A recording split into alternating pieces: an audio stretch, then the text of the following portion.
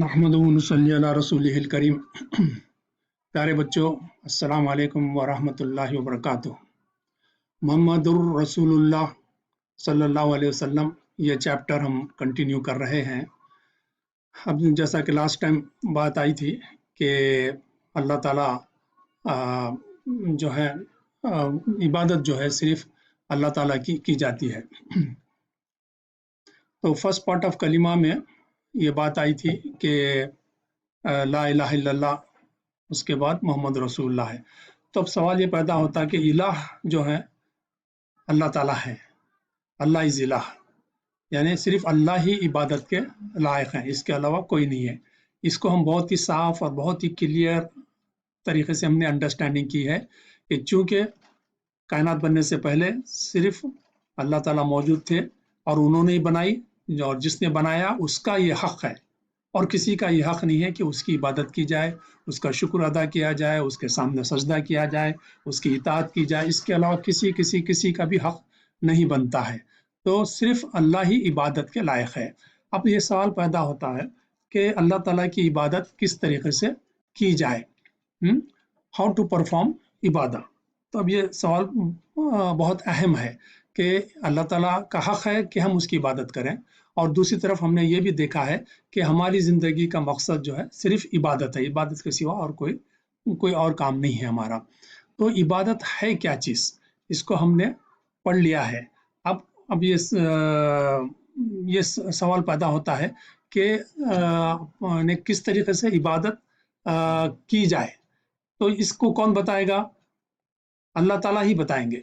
Allah himself will arrange कि किस तरीके से मेरी इबादत की जाए, मैं कैसा चाहता हूँ कि मेरी इबादत की जाए। तो वो इंसानों तक किस तरह पहुँचे, ये अल्लाह ताला का जो मंशा है, अल्लाह ताला जिस तरीके से चाहते हैं कि उनकी इबादत की जाए, तो उसके लिए अल्लाह ताला ने उसका अरेंजमेंट किया है।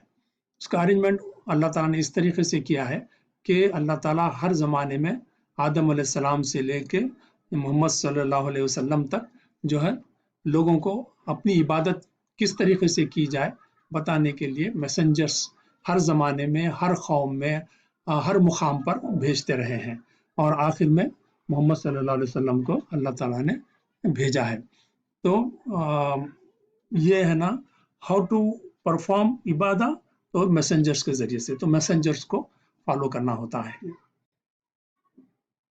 अच्छा, अब सवाल ये पैदा होता है कि अल्लाह ताला किस किस्म के आदमी को अपना मैसेंजर बनाते हैं, उसके अंदर क्या क्वालिटीज़ होते हैं, क्या खूबियाँ होती हैं जिसको अल्लाह ताला मैसेंजर बनाने के लिए सेलेक्ट करते हैं। वो कौन सी टू इम्पॉर्टेंट क्वालिटीज़ हैं, वो हमको देखना चाहिए। तो ये टू इम्पॉर्टेंट, बहुत सारी क्वालिटीज़ मैसेंजर्स के अंदर होते हैं, बहुत खूबियों के वो मालिक होते हैं, गैर मामूली वो इंसान होते हैं, लेकिन उनके अंदर टू वेरी इंपॉर्टेंट क्वालिटीज़ होते हैं जिसकी वजह से अल्लाह ताला उनको सेलेक्ट करते हैं अपने मैसेंजर की हैसियत से। तो मैसेंजर के अंदर ये टू इम्पॉर्टेंट क्वालिटीज़ होनी चाहिए। तो फर्स्ट इम्पॉर्टेंट क्वालिटी क्या है कि वो इंसान जो है कभी भी अपनी जिंदगी में उसने कभी झूठ नहीं कहा। उसने हमेशा सच, जब भी कहा सच कहा, कभी भी उसने झूठ नहीं कहा। तो ये this is the most important quality इंसान की होती है, जिसको मैसेंजर की हैसियत से, पैगंबर की हैसियत से या रसूल की हैसियत से अल्लाह ताला सेलेक्ट करते हैं। चुनांचे ये शख्स चूंकि कभी झूठ नहीं कहता, हमेशा सच कहता है, तो आप देखेंगे आखिर में लिखा हुआ है सादिक, तो लोग उसको सादिक के नाम से जानते हैं, सच्चा इंसान। तो बस यानी अक्सर है ना मोहम्मद सल्लल्लाहु अलैहि वसल्लम को अभी नबी भी नहीं बने थे आप, आपको सादिक के नाम से, लक़ब के नाम से है ना पुकारते थे लोग, याद करते थे उनको। तो इसका मतलब ये कि पूरे माशरे के अंदर, सोसाइटी के अंदर, पूरे शहर के अंदर आप बहुत ही मशहूर थे सादिक की हैसियत से।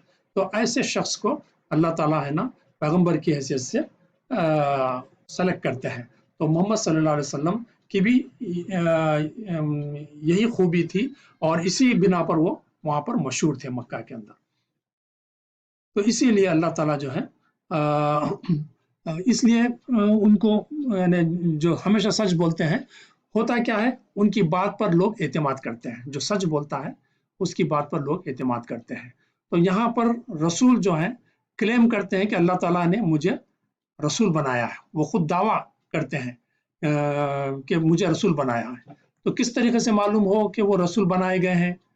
تو پھر ہم پیچھے جا کے دیکھتے ہیں کہ نہیں، وہ تو سچ بولنے والے انسان ہیں، ہمیشہ سچ بولنے والے ہیں، تو یقیناً جو یہ کہہ رہے ہیں کہ اللہ تعالیٰ نے انہیں رسول بنایا ہے تو یقیناً انہیں رسول بنایا ہے۔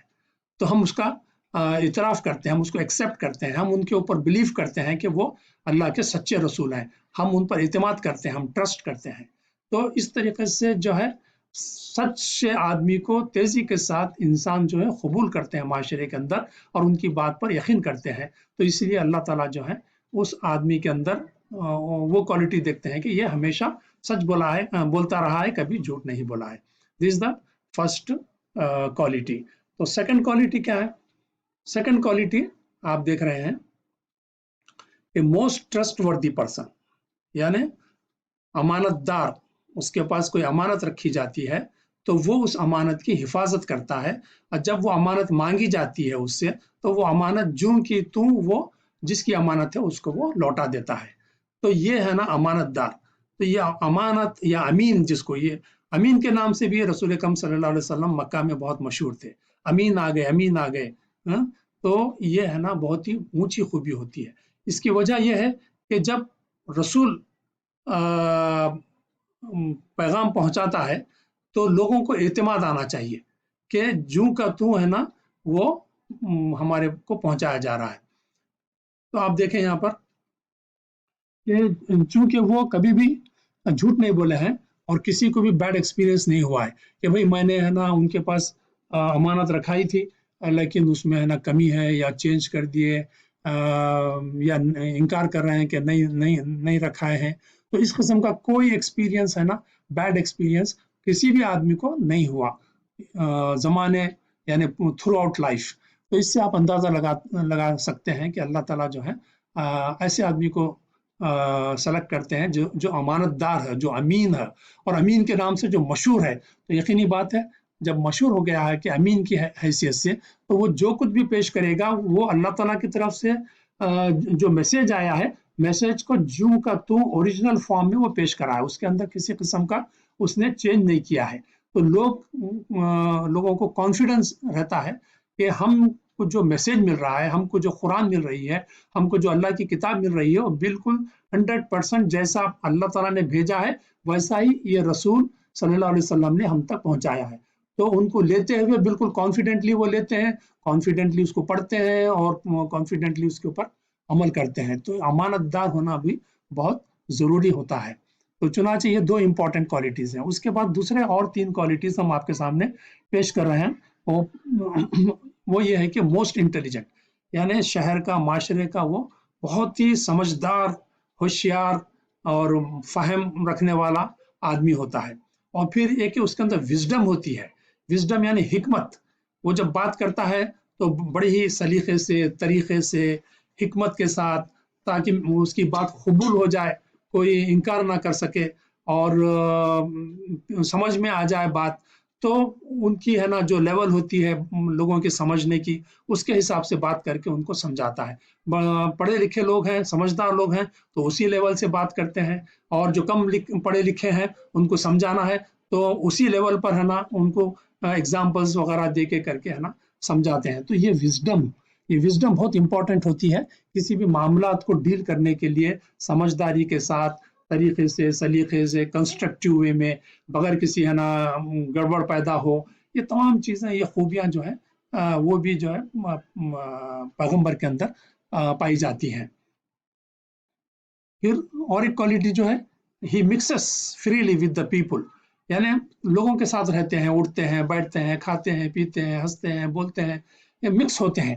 تو یہ مکس ہونے سے کیا ہوتا ہے کہ لوگ ان کو پڑھتے ہیں کہ یہ کس قسم کی شخصیت ہے، کتنی اونچی شخصیت ہے، کیسا اونچا سوچتی ہے، کیسی اس کی محبت ہے لوگوں کے ساتھ، کیسا خلوص ہے اور کیسا ہمدرد یہ شخص ہے۔ یہ تمام خوبیاں جو ہیں لوگوں سے مکس اپ ہونے سے لوگوں کو پتہ چلتا ہے۔ تو پھر ایسے شخص کی بات کا وزن ہوتا ہے، لوگ اس کو آسانی سے قبول کرتے ہیں اور اس کو اپنا لیتے ہیں. اور آخری جو بات ہے وہ یہ کہ he is busy serving the people, یعنی ہمیشہ ہے نا کسی شخص کو بھی کسی بھی چیز کی ضرورت ہو تو فوری اس کی مدد کرتے ہیں، پیسوں کے ذریعے سے کرتے ہیں یا مشوروں کے ذریعے سے کرتے ہیں یا فزیکلی ان کو ہیلپ کرتے ہیں، ان کا وزن اٹھاتے ہیں، ان کے دکھ درد میں شریک ہوتے ہیں اور ان کو انکریج کرتے ہیں. اس طریقے سے جو ہے وہ پیپل کی معاملات میں دلچسپی لیتے ہیں اور ان کی خدمت کرتے ہیں اور ان کو سرو کرتے ہیں. تو ایسا شخص کو لوگ جو ہے بہت جلدی قبول کرتے ہیں اس کی بات کو اور پوری اہمیت دیتے ہیں اور پوری کانفیڈنٹلی لیتے ہیں اور پوری عزت کے ساتھ اس کی بات کو سنتے ہیں اور قبول کرتے ہیں. تو یہ کوالٹیز جو ہیں پروفٹس میں اللہ تعالیٰ سلیکٹ کرتے وقت جو ہے یہ خوبیاں دیکھتے ہیں اور ان کو سلیکٹ کرتے ہیں. چنانچہ یہ پوری خوبیاں بہت ہی ہائی لیول کے اوپر محمد صلی اللہ علیہ وسلم کے اندر موجود تھی اور اللہ تعالیٰ نے انہیں اپنے پیغمبر کی حیثیت سے سلیکٹ کیا اور لوگوں کے اندر اپنا پیغام اللہ نے اپنا پیغام رسول اکرم صلی اللہ علیہ وسلم کے ذریعے سے بھیجا. تو یہاں پر ہم اپنی بات کو ختم کرتے ہیں، پھر انشاءاللہ آئندہ اور باتیں آپ کے سامنے آتے جائیں گے انشاءاللہ. اللہ حافظ.